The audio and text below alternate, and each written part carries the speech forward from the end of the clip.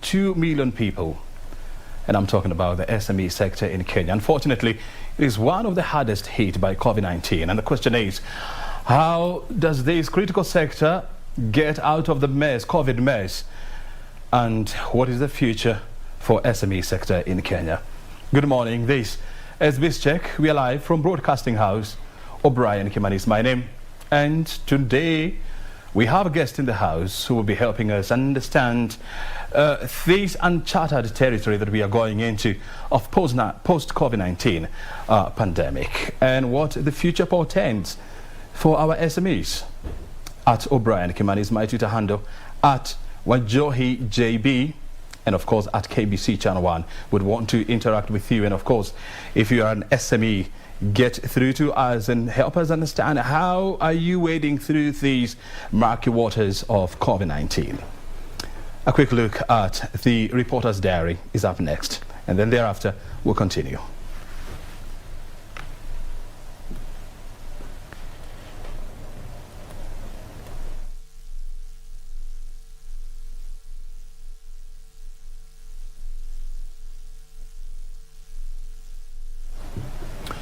Well, we're still working on following up on today. Includes, an initiative to try and fast-track the uptake of clean cooking in rural communities. Remember, dirty cooking, or what we call dirty fuel cooking, is a major contributor to various illnesses like TB and so much. And we have seen a concerted effort by government agencies to try and cut down on the use of biomass. And the question is, where are we? That's a story that we are following up. Again, there is the collaboration between the Postal Corporation of Kenya and the Department of Immigration, whereby they want to fast-track the rollout of digital passports. We'll be following up to find out where exactly they are and what they are doing with these collaboration. And as I told you, in the studio, we want to focus on the future of SMEs, the current status of SMEs, and of course the future of SMEs following such a serious disruption that has been caused by coronavirus pandemic, not just here in Kenya but around the world. We are discussing this with Job Wanjohi. He's the head of policy and research at Kenya Association of Manufacturers. Thank you very much indeed, Wanjohi, for finding time to be with us here. Thank you. First of all, take us through, when you look at the SMEs environment in this country, pre-COVID and during the era of COVID, what conclusions do you make? One thing is that pre-COVID, SMEs were struggling. During COVID, they have struggled more. It's just a question of hoping that they can become resilient and sustainable. Yep. Try to find different ways of carrying out their operations so that they can remain afloat. That notwithstanding, you realize that SME is the greatest employer in the country and forms the biggest part of our businesses in the country. Accounts for about 80% of the businesses that are operating within the country. Yep. So it has such a very important sector that cannot just be wished away because it can lead to serious social crisis, can lead to serious security crisis in the country. So you'll see that before COVID, there are various issues that the SMEs were struggling with. When we're talking about the access to credit, by then we had the capping of the interest rate, but immediately it was removed in 2019 or 2020 beginning. We started seeing the outflow of the credit to the SMEs, though also there's a challenge to do with what is called the collateral security. Rather than funding an idea, you have to have that collateral security in the logbook. You must deposit a certain percentage to the bank before you're able to access some funds. Another challenge was to do with the market access. You find that accessing the market through the government procurement processes by then was starting at around 17% compliance level against our wish of 40%. So it's showing that even before then, they were struggling as far as the market access is concerned. And the third one was the governance issues. And without putting the governance issues the right way, you realize that SMEs also they struggle. Sometimes you find they are a one-man show. Though you have also to look at different definitions of SMEs from the government. We're talking about the 10 employees, 5 employees and whatnot. And when you're talking about the capital-intensive SMEs, like now in the manufacturing sector, that you see that somehow you have to have more people so that the operations can go on, because you cannot be able to carry out the operations alone. So all these pre-COVID were struggling because of such factors, and these are things that we have talked about for the longest. During COVID, this was aggravated. Because even the financial lenders shied off from lending further because of the default rate of the loans. Talk of the market, you find that the value chains and the supply chains were disrupted. Talk of the governance, because of the cash flow constraints, because of the layoff of allowing of the workers. When you're talking about the operational capacity had reduced, because also the sales had reduced. We'll talk about, so all these once it has reduced, it aggravated the situation. But one thing we have noted is that as a business community or as a country, we are very resilient. We know how to repurpose ourselves, repurpose our energies, to repurpose our production lines, so that if at all today that an SME has been making clothes, you could see that they jumped very fast into the production of like now the masks. And this has seen the reduction of the pricing of the mask from about 100 shillings 15 months ago to today, when you can get it even at 5 shillings. That's what I'm saying, that we are very resilient as a community. We are very resilient as a citizenry. And I think this is a spirit that we should carry forward. And this is the hope that we should also have when we are operating under the new normal. COVID is not going anytime soon. So it's a question of looking at how the business is going to remain sustainable and afloat going forward. You see, and you're right, you're talking about the SMEs, being the lifeblood of the Kenya's economy, employing more than 80% of the total workforce in this country. How comes, banks are so risk-averse to lending to SMEs, bearing in mind that, they are the future of this economy? I would say that in the country we have commercial banks, forming part of about 25% of the banking sector. And then probably 5% is development banks. Development banks are not risk-averse, but commercial banks have to remain risk-averse because they're profit-oriented. So as such, you find that they have to walk with you the journey to ensure that they are not likely to lose along the way. They are going to get back the capital that was invested, together with the interest, and I think that forms the basis of why we have risk-averse banking sector, as opposed to when we can have development banks, and development banks is like now one of the scheme that government is coming up with when we're talking about the guarantee scheme that was introduced last year. And we talked of having 3 billion put into it. The regulations today are at the national treasury level, and looking at how now that one, because the government is the one to provide collateral security as what we are calling the guarantee scheme, such that they can guarantee you in case of future risks that are coming from a public-private partnership together with the banking sector. So they are likely to remain so going forward, but it's a question of having innovative ways that would help us to get the finances being pumped into the SMEs.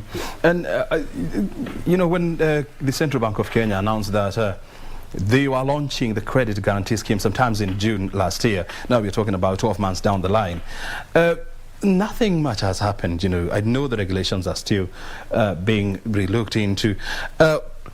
This credit guarantee scheme was supposed to help SMEs during that very critical time of need when COVID was really ravaging the economy, and a lot of SMEs, were going through serious difficulties. But is the credit guarantee scheme a noble idea?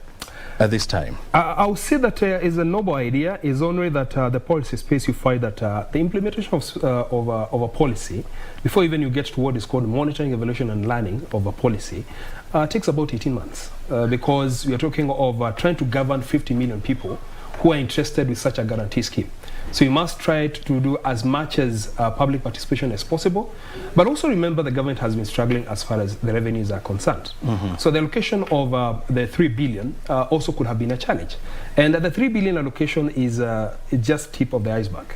It's meager. We would look at the rate of probably 10% of the GDP, and the GDP, if it is at a 10 trillion, and then that means that the 10%, we're talking of a billion. A trillion shillings of a guarantee scheme, so that we can be able to guarantee as many SMEs as possible, because we're talking of 80% of the business sector being formed by the SMEs. So it's a noble idea. The challenge is if it was at the inception stage, when it was announced, it had not been looked at for about 2 or 3 years before. You'll find that the formalization or putting it into place so that it can operate effectively is likely to delay. But what we can ask the government, because the guarantee scheme was supposed to help the SMEs during the COVID, why can't we then try to fast track?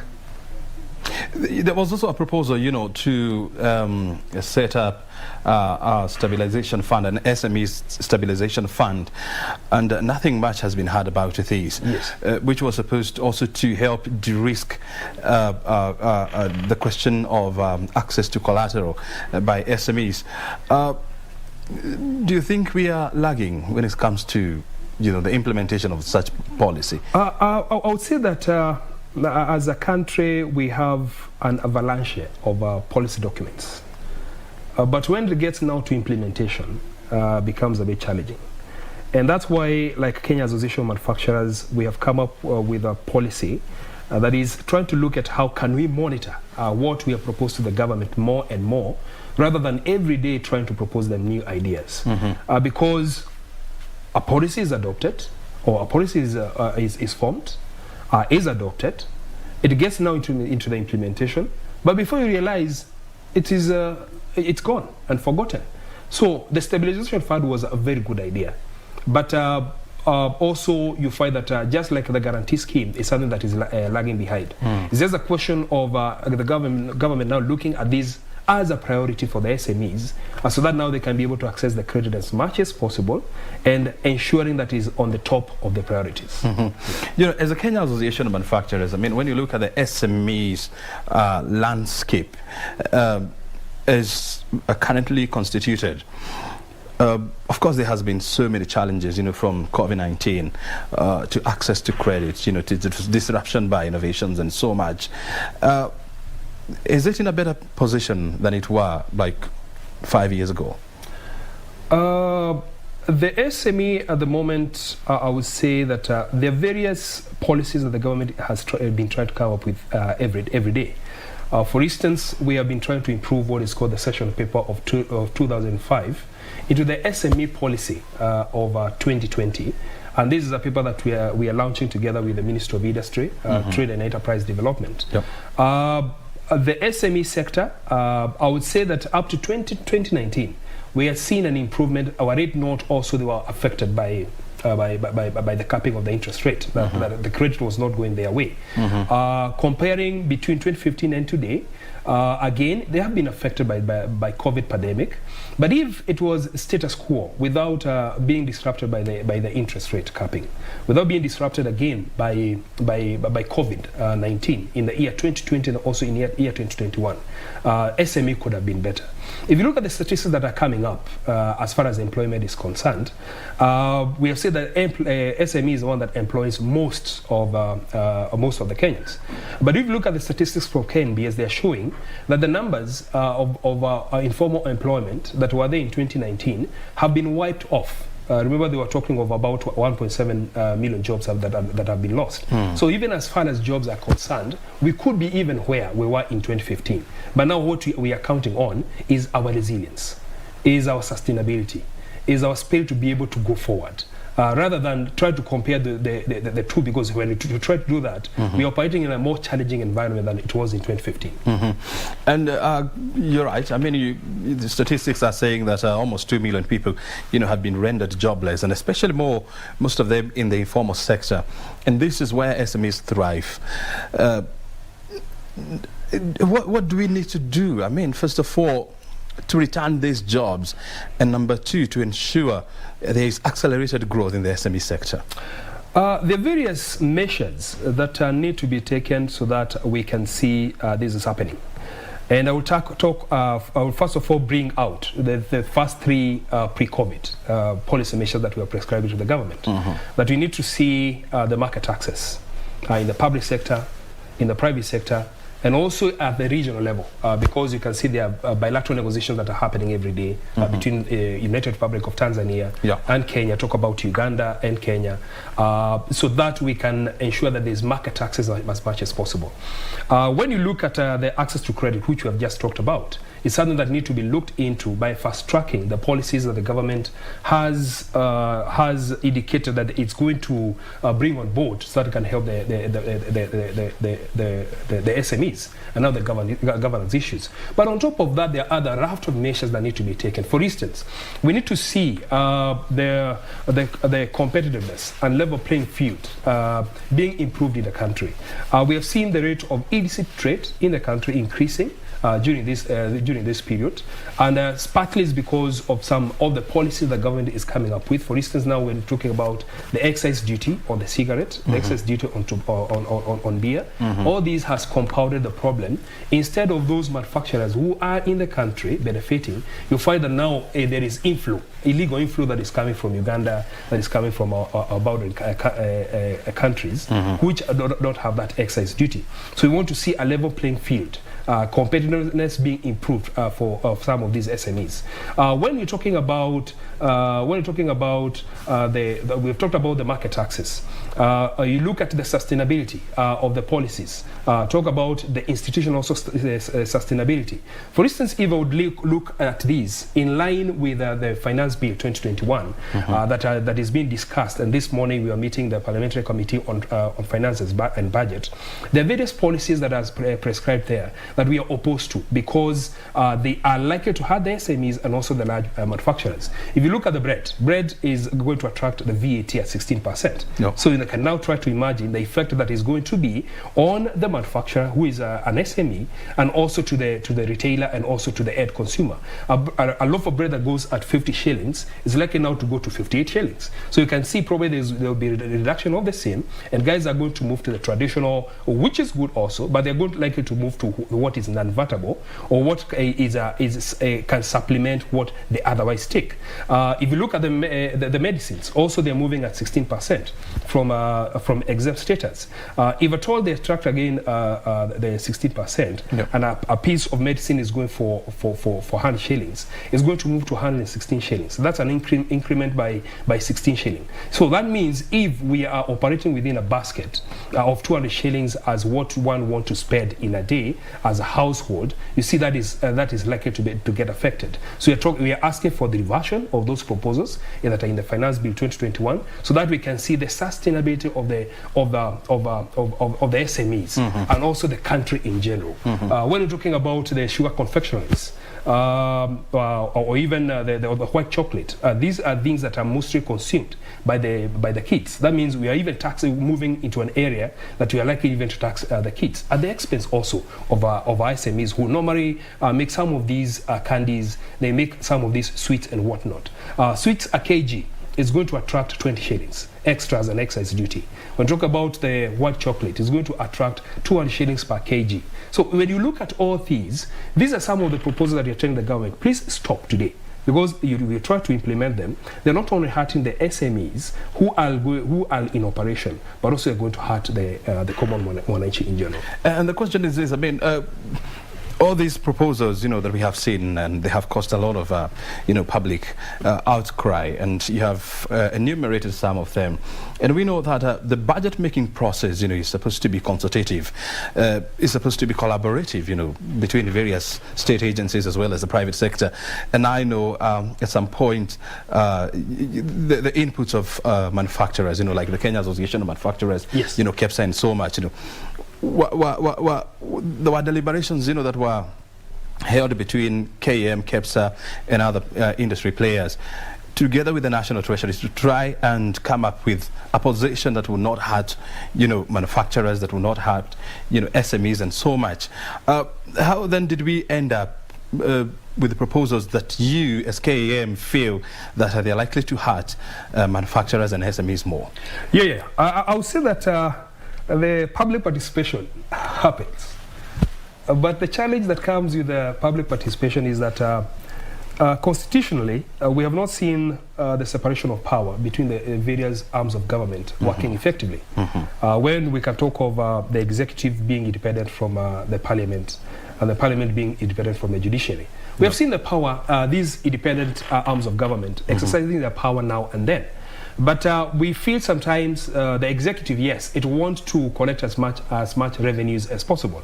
But when it gets now to the parliament, whereby Wajiko is represented by members of parliament and the Senate, so somehow it's felt like the process gets hijacked. And that's where I would say that that's the arm that represents Wajiko most prominently, because they were voted by Wajiko, and they should listen to the voice of Wajiko as far as some of these proposals that are coming in the Finance Bill 2021 is concerned. So I'll say that public participation happens, but there's some areas that are really wanting as far as the separation of power between the three arms of government is concerned.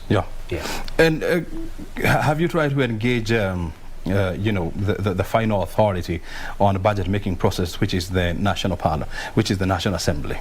That's what I talked about the meeting that we had this morning with the Parliamentary Committee on Finance and Budget. So that some of these proposals that are hurting Wajiko, some of these proposals that are hurting the manufacturers, can get addressed. And I've just mentioned about 4 or 5 of them. It's a 28-page document looking at various proposals that need to be reversed in that document. There's even another one that is called expense, it's called EDITBA. Looking at how we are going to move to 30% instead of a ratio that had been established before. And 30%, that means 30% interest is not going to be deducted in the books of account. But before, we were getting to 100%. If the 70% that is on top then is going to be shorted by the manufacturers, again, this is going to affect the manufacturers and the consumers of the end product going forward.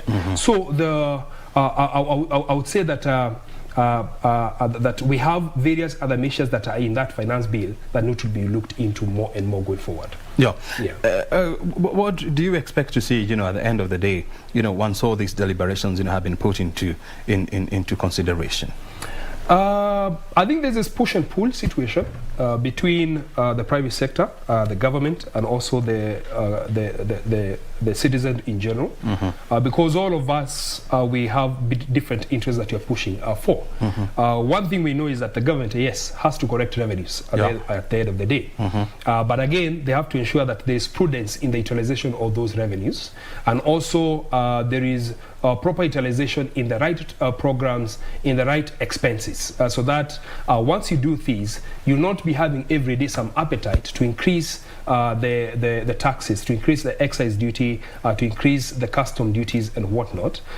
So that's one part. The government has its own interest. You look at Wajiko. Wajiko also wants to see how the price of goods can be reduced. And one measure to reduce the price of goods is looking at the fiscal policy measures. We're talking about now the taxation, looking at the expenditure from the government. If it is reduced, the government is not likely to have appetite to collect more revenues. It's not likely now, again, to increase the taxes. And this, again, is not going to hurt Wajiko. When we get now to the private sector, we are profit-oriented.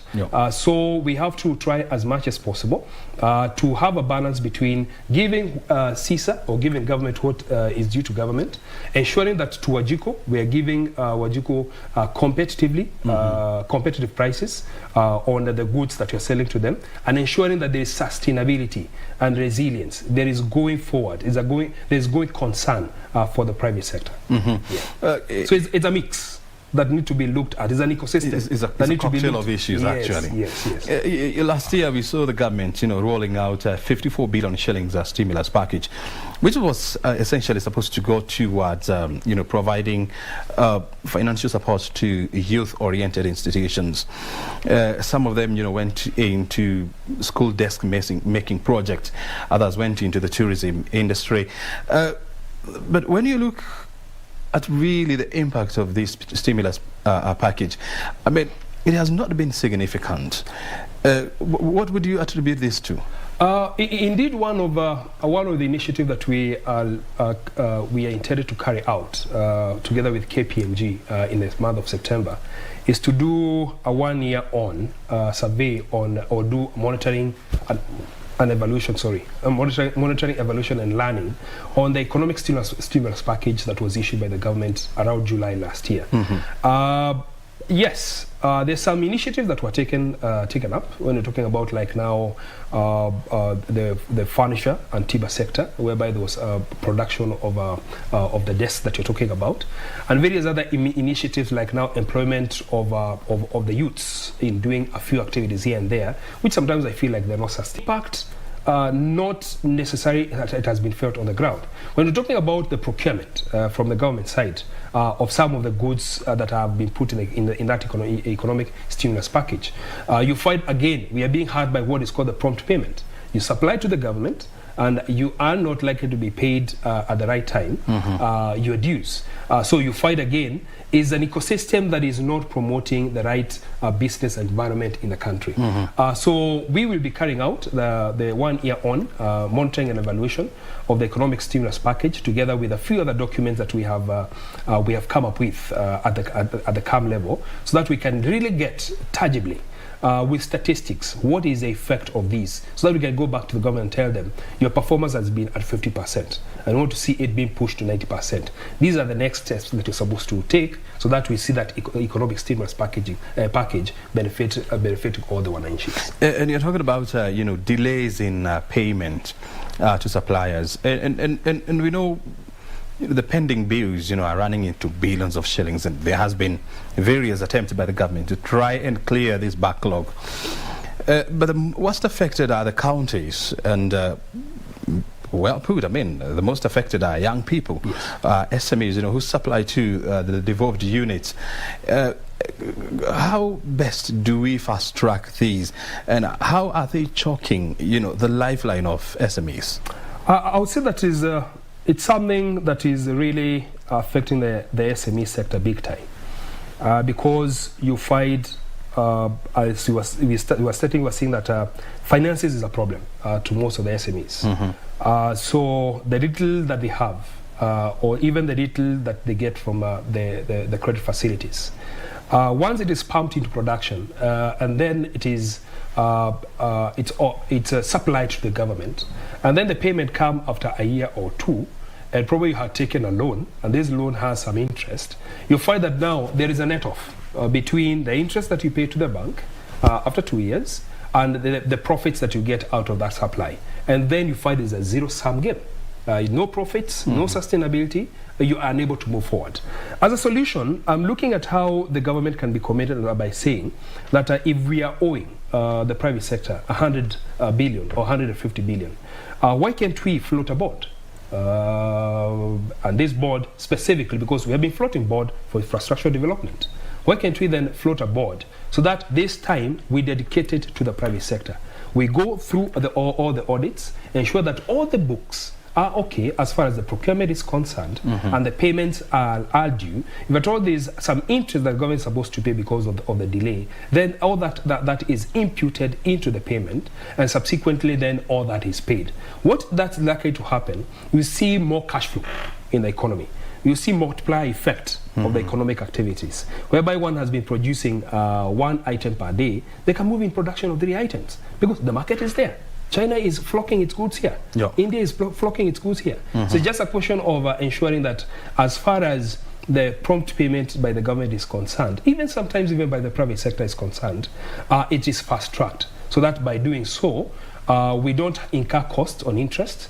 We don't incur costs on the delay because time is of essence as far as payments are concerned. Yeah. Well, if you're just joining us, we're discussing the future of SMEs in the face of the COVID-19 pandemic. Definitely, you're aware that their contribution to the country's employment is about 80%. And the most unfortunate thing is that they are the worst affected by the COVID-19 pandemic. And the question is, what interventionary measures do we put in place as a nation to try and jumpstart the SME sector in this country? This is a conversation we are having on Biz Check, and we are in the good company of Job Wanjohi. He's the head of policy and research at the Kenya Association of Manufacturers. So you're in good hands. He knows a thing or two about the SME sector. He has interacted with them, and he's very passionate about young people in business. You're talking about an infrastructure bond, and this requires, some level of sophistication when it comes to investment. It requires people who understand the macroeconomics of a country. And when you look at the majority of our SMEs, they do not fall into this category. How then would you ensure that they are not left out of the cookie train? Now, the bond is not the SMEs that are going to float it. Mm-hmm. No, well, I understand it's government, definitely. Yes. Mm-hmm. Once the government floats the bond, they're floating it specifically for the payment of the pending for the pending payments. And if it is entitled to float bond for infrastructure development, it should also feel entitled to float bond to clear the outstanding bills, because these outstanding bills have really shocked the private sector. Mm-hmm. Sometimes I feel too down when I talk with some of these entrepreneurs and someone is telling you that I'm almost closing shop, I'm almost closing my production line, not because I don't want to operate, but because I'm cash constrained. I've taken overdraft from the bank, but because I'm not being paid from the private sector, I'm not being paid from the government, then I'm being locked out of the market because of non-payment. So I would say that it is possible that the government can float this bond so that it can save the private sector and especially the SMEs from this mess that they are in. Mm-hmm. Yeah. But one of the challenges that we, even these SMEs are having, and this has to do more with the county governments because of the transitions that has been there. After every 5 years, a new administration will come into power at the county levels. And I know, for example, of an investor who was given a contract by one of the county governments to deal with some roads in the county. Yes. And unfortunately or fortunately, wherever you stand, the contract was ongoing when the elections were held, and the previous administration never came back into the office. And he's been having challenges, proving that he needs to be paid by the new administration that came into the office. Yeah. The contract was first of all stopped midway. He had bills he had loans that he was supposed to service, and this has completely grounded his operations. Yes. So even if you are to float an infrastructure bond, a debt bond, how then are you going to ensure that everybody who is affected, participate in this bond? Abroad from where I sit, sometimes I feel that it's unfortunate that we have personalized our offices rather than institutionalized our offices. Mm-hmm. Institutionalization means that it doesn't matter who occupies the office next. Yep. You'll be paid your money because it is the office that is paying you the money. It's not the individuals. And that's where now we lose it completely. It's very unfortunate that you find guys are quite averse when it comes to electioneering periods. They're not likely to cooperate with the government as far as the procurement is concerned. Yep. Because they don't know which administration or which regime is going to take over power, whether it's one that is going to pay them or whether it's one that is not going to pay them. So I would say that one major step that we need to take as a country is ensuring that we are institutionalizing our processes. Once we institutionalize our processes, we will not worry about who is going to occupy that office next. And subsequently, you see the payments are going to be done objectively to every person. There was a measure that had been taken a while back, I think last year, but one by the National Treasury, whereby they were tracking the bills, pending bills from the county government. So that once they establish that these are the pending bills, and then they are audited enough and the books are approved, the money is pumped to them. One of the requirement was, before we make the next payment to you so that you pay the suppliers, you'll have to tell us the percentage reduction of the pending bills or the debts that are owed to the private sector, how they stand. Subsequently, that was an indicator whether more money should be pumped to you or whether more money should not be pumped to you as a county government. And I think that's some of the innovative ways that we need to bring into play so that we can ensure that each and every player within the economy is treated fairly. The other question that comes into mind is, even before COVID, the SMEs, were going through very serious challenges, and you enumerated some of them. Now here we are with the COVID, massive layoffs, financial challenges, bleak export numbers. How do they overcome these challenges? One of the thing that we need to ensure is that we have cleaned up our supply and value chains completely, and they are working effectively. And that's a discussion that we have been having with the government for the last 15 months.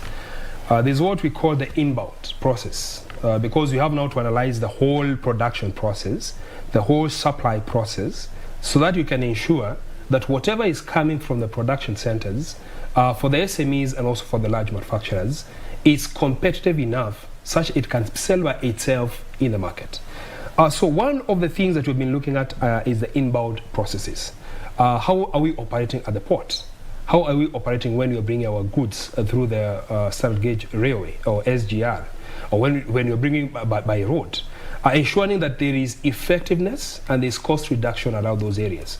O'Brien, if your goods today are stuck at the port for more than 4 days without being cleared, you are expected to pay some demurrage and some storage cost.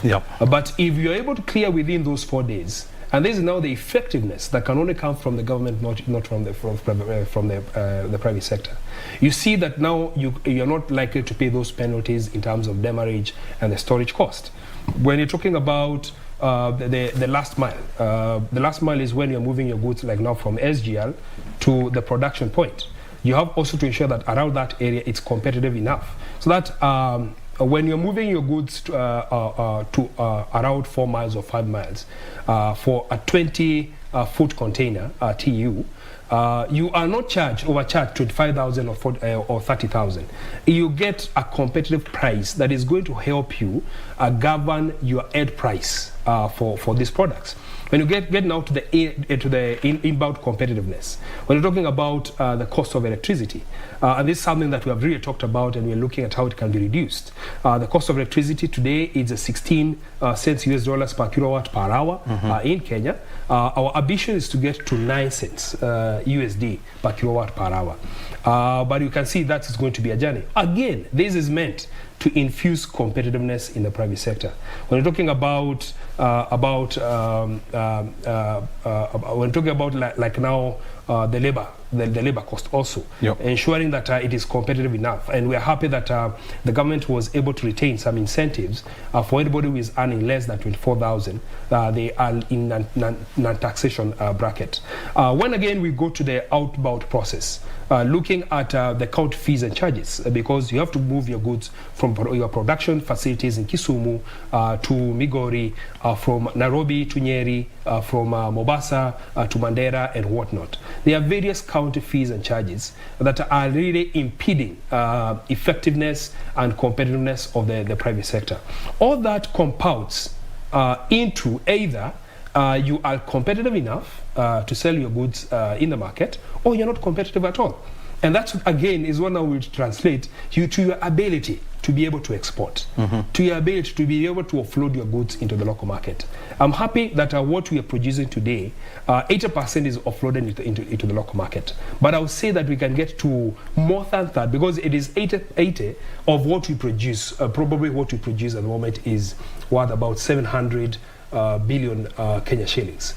We can be able to expand because of competitiveness from that, probably to 1.5 trillion worth of manufactured goods in the country. And this again will eat into what is imported. And this is under what we call the import substitution strategy. Through that, we see that more jobs are going to be created. More investments are likely to come to the economy, and many other factors which are positive.